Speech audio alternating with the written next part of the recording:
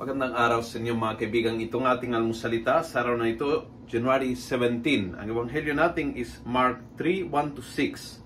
Sabi ng ebanghelyo, again, Jesus entered the synagogue. A man who had a paralyzed hand was there. Some people watched Jesus. Would he heal the man on the Sabbath?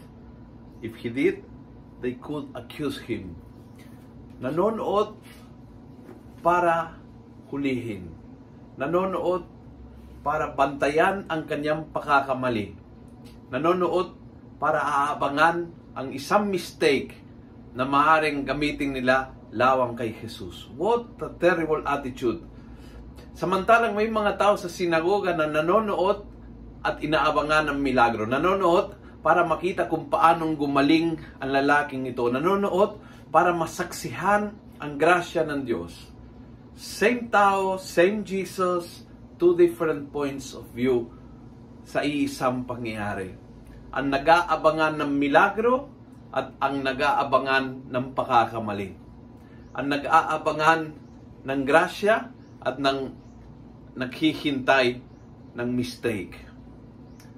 Sino ka doon sa dalawa?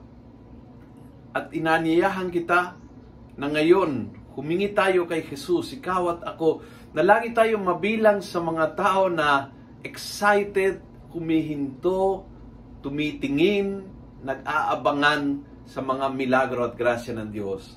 At na kailanman, hari nawa, huwag tayong mabilang sa kabilang grupo, yung mga sarcastic, yung mga acid, yung mga toxic, na walang ginagawa kundi hinihintay ang pagkakamali.